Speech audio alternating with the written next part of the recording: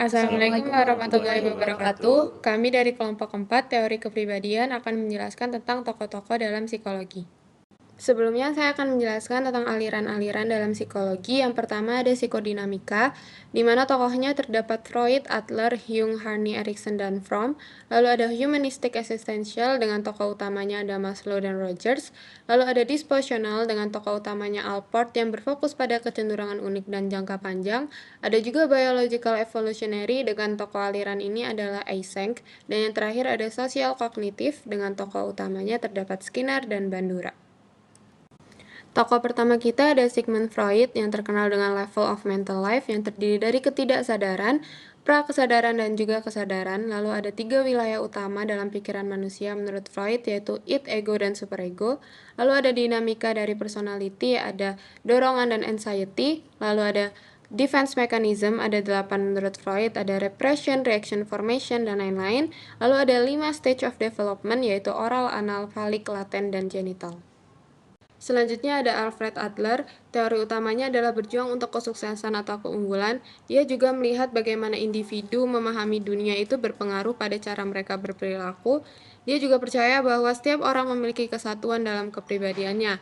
Adler sendiri menekankan pentingnya minat sosial sebagai bagian dari kepribadian. Ia menjelaskan tentang sejarah social interest dan pentingnya social interest. Ia juga percaya bahwa tiap orang diberi kebebasan untuk menciptakan gaya hidupnya sendiri, dan dari Adler ini juga ada mekanisme yang digunakan untuk melindungi diri dari rasa inferioritas. Selanjutnya adalah Carl Jung. Di sini ia juga membahas tentang conscious dan unconscious, dan yang terkenal adalah collective unconscious, yaitu berakar dari masa lalu nenek moyang. Seluruh spesies diwariskan dari generasi ke generasi. Isi dari collective unconscious mempengaruhi pikiran, emosi, dan tindakan individu. Lalu ada archetype, yaitu warisan psikis kolektif yang ada di setiap diri manusia. Terdapat beberapa archetype menurut Carl Jung. Selanjutnya ada dynamics of personality yang terdiri dari kausalitas, teleologi, progresi, dan regresi. Ada juga psychological types, yaitu attitudes atau sikap yang berisi introversion dan extraversion. Ada juga function atau fungsi yang berisi berpikir, merasa, penginderaan, dan mengintuisi. Selanjutnya ada Karen Harney. Di sini Harney berpendapat bahwa bukan hanya genetik, tetapi budaya juga mempengaruhi perkembangan kepribadian. Lalu Harney juga berpendapat bahwa konflik neurotik paling rentan terjadi di masa kanak-kanak. Yang terkenal dari Harney ada basic hostility dan basic anxiety, yaitu perasaan permusuhan dan perasaan terisolasi. Ada juga lingkaran setan, di mana orang tua sibuk memenuhi kebutuhan neurotik mereka sehingga anak mengembangkan sikap basic hostility dan anxiety. Lalu ada dorongan kompulsif, bagian dari mekanisme pertahanan yang digunakan oleh individu neurotik. Selanjutnya ada 10 neurotic needs menurut Karen Harney. Ada juga neurotic tense, yaitu sikap dasar seseorang terhadap diri sendiri dan orang lain. Ada 3, yaitu berusaha mendekati, perilaku agresif, dan cenderung menjauh.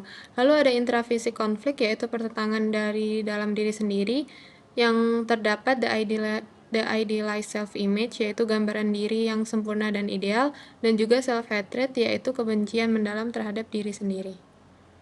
Selanjutnya Erich Fromm, asumsi dasarnya adalah manusia tidak memiliki insting yang kuat untuk beradaptasi, tapi diberikan kemampuan untuk berpikir. Lalu ada human needs, ada yang negatif dan positif. Ada juga the burden of freedom, di mana kebebasan itu bisa menimbulkan rasa kecemasan. Ada orientasi karakter, ada non-produktif dan produktif. Ada juga beberapa gangguan kepribadian menurut Fromm. Selanjutnya ada Erik Erikson. Dia percaya ego seseorang itu dibentuk oleh sosial dan budaya, dan ego itu terbentuk seperti embrio. Selanjutnya ada stage of psychosocial attachment, ada infancy, early childhood, dan seterusnya. Selanjutnya ada Erikson methods of investigation, ada 2. Yang pertama adalah anthropological studies dan psychohistory. Selanjutnya ada tiga teori Maslow, yaitu self-actualization, measuring self-actualization, dan view of motivation. Itu terdiri dari 5, hierarchy of needs, aesthetic needs, cognitive needs, neurotic needs, dan general of discussion needs. Self-actualization memiliki 2 kriteria agar orang itu mencapai aktualisasi dirinya. Yang pertama adalah bebas dari gangguan psikologi dan telah memenuhi kebutuhan dasar seperti cinta. Dan Maslow percaya bahwa setiap orang mempunyai potensi untuk aktualisasi diri, tapi tidak semua orang bisa mencapainya. Selanjutnya ada person-centered theory. Yang pertama ada basic assumption, the self and self-actualization, awareness, becoming a person, dan barriers to psychological health. Dan psikoterapi itu terdiri dari 3, kondisi, proses, dan hasil. The Person of Tomorrow itu Rogers memandang individu yang secara psikologi sebagai seseorang yang lebih adaptif pada lingkungan.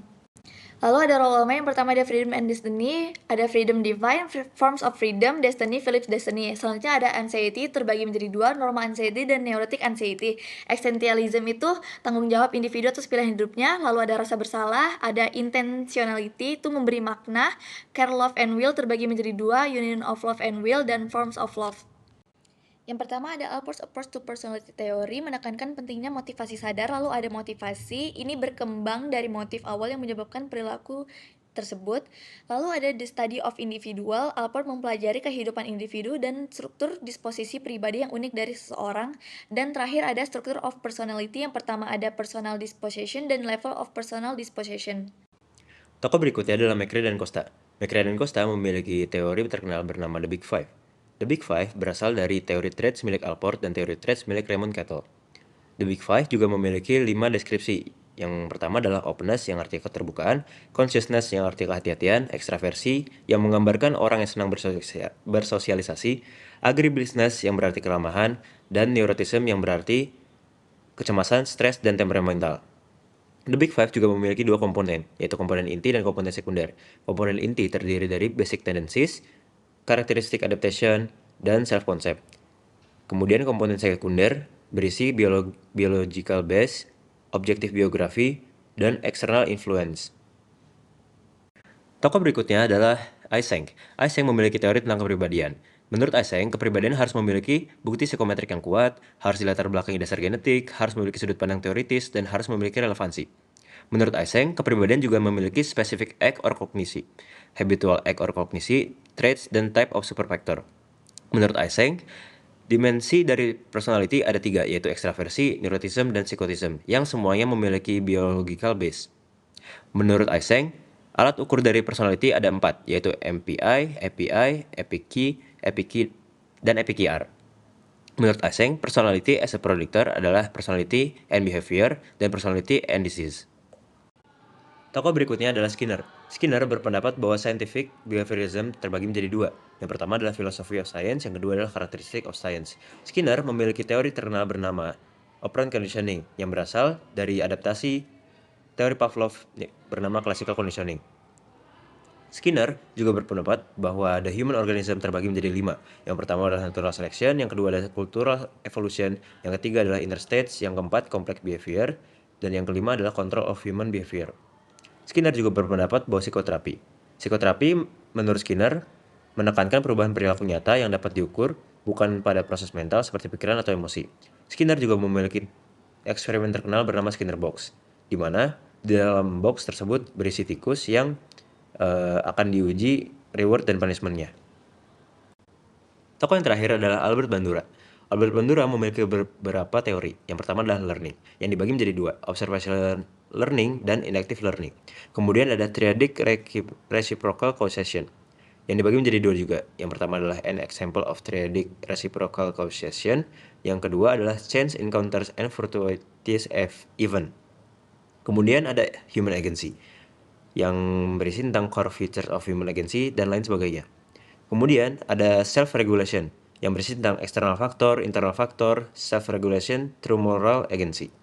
Yang terakhir adalah teori yang berisi tentang sifat-sifat negatif. Yang pertama adalah depression, yang kedua phobia, yang ketiga adalah aggression.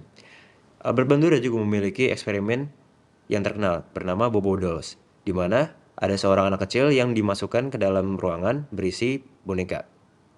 Sementara anak kecil tersebut sudah diberi video tentang pemukulan boneka tersebut. Kesimpulannya adalah teori-teori kepribadian yang dikemukakan oleh para tokoh ini memiliki kesamaan dalam menjelaskan perkembangan kepribadian manusia, meskipun dengan pendekatan yang berbeda. Mereka semua menekankan pentingnya pengalaman awal, hubungan sosial dan lingkungan dalam membentuk kepribadian, serta peran individu dalam mengejar tujuan hidup dan aktualisasi diri. Selain itu, mereka mengakui bahwa manusia dipengaruhi oleh faktor internal maupun eksternal. Sekian dari kami, terima kasih. Wassalamualaikum warahmatullahi wabarakatuh.